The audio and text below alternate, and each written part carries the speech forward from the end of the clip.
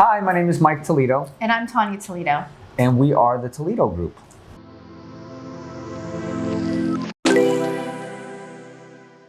I mean, there's so many different violations a house can have.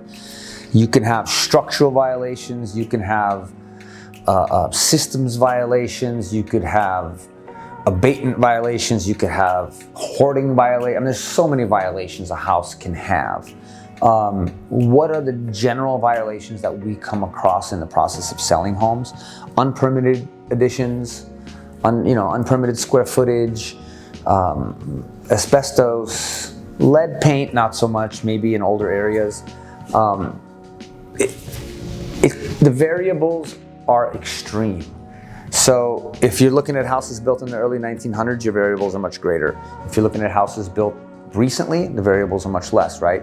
We used far worse materials and more dangerous materials back in the day, some of which need to be removed today.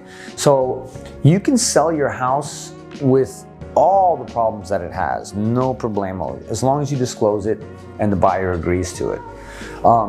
Some cities have different rules with regards to that. So for example, in Culver City and in Pasadena, you have to have a city inspection prior to selling your home. The city comes in and they inspect your home and they will list all of the faults and defaults and code violations and anything else that your house has.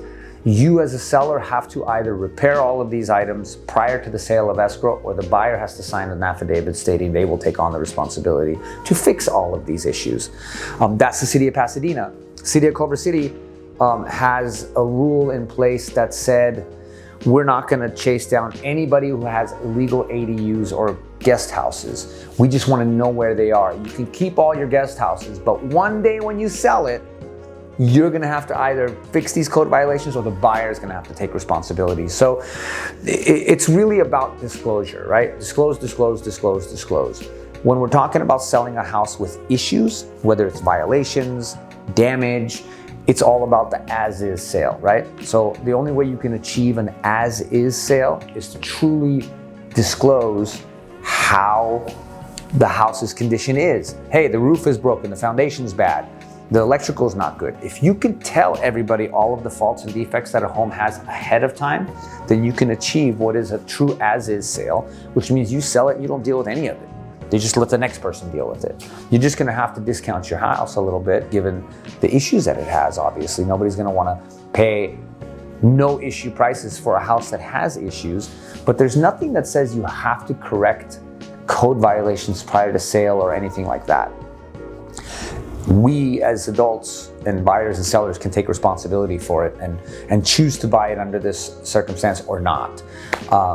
There are, of course, some scenarios where if the city finds out that there's illegal additions to a house and they could red tag your house, if you have active violations from the city, it's a whole different problem.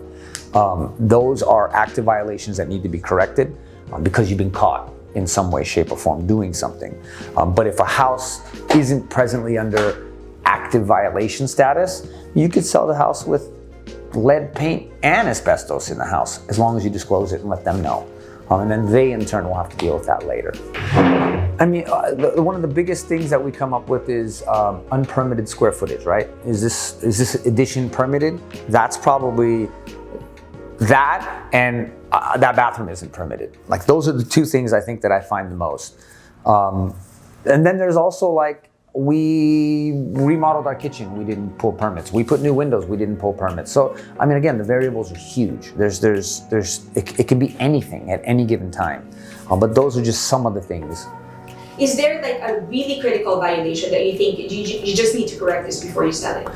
Well, yeah, a lot of them. I mean, it depends what you want to do. Like, if you come to me and you tell me I want to achieve top dollar in the market and I want the same price as that guy sold next door, well, if I go underneath your house and I find out that your foundation is broken, you're going to have to fix it because you're not going to get that price if his wasn't broken.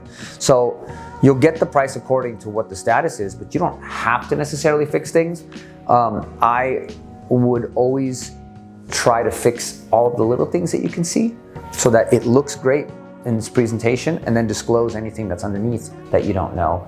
You want to make the house look as presentable as possible, even if it does have issues, and then just disclose the issues on the side. So I would probably direct myself to fix simple things, the things that don't have tremendous cost, right? If the sewer's broken, I'm just gonna say it's broken, this is the price, and that's it. You know it's broken, buy the house as is.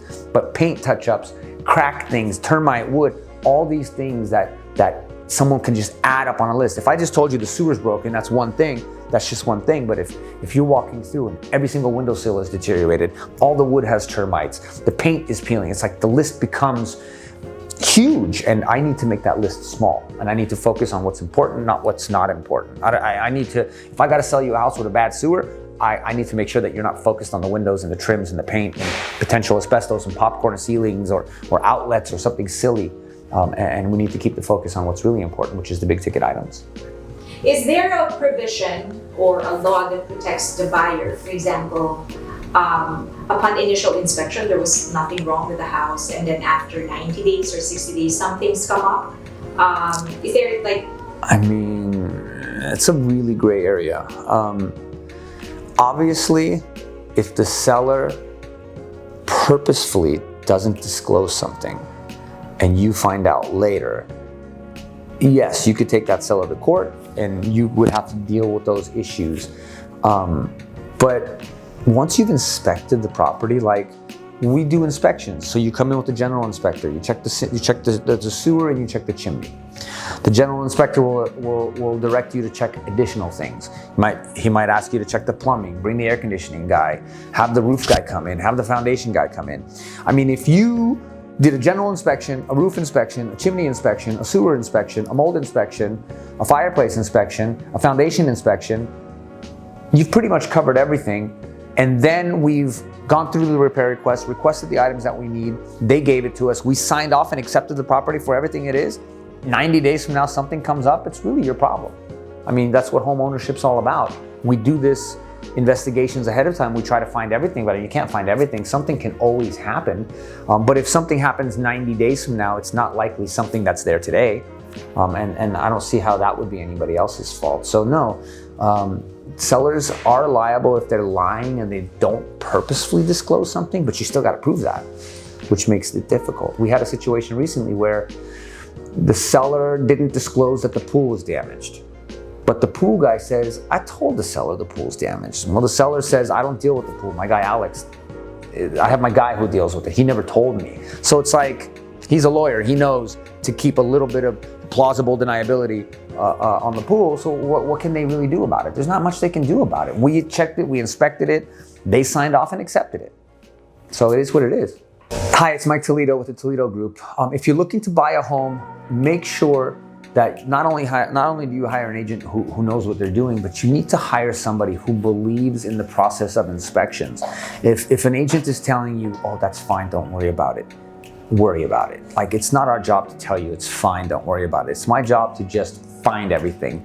You need to make sure that you find anything and everything that you can so that down the line you don't have any surprises. Like I said, general inspection, sewer and chimney, those are the first three, and then do anything else that your home inspector suggests. If my home inspector suggests to do an additional inspection on a system, I would never take the stance of not doing it, because who am I to say that? I'm a realtor, I'm not a foundation guy or an HVAC guy. So you gotta do the inspections, do your due diligence, find an agent who understands what that means. Find an agent who understands homes. I do a lot of deals with agents who don't even know what the parts of a home are called. And I mean, do your due diligence. You know, we're selling a product, but it's important that we understand that product. And it's important that your agent knows what that means.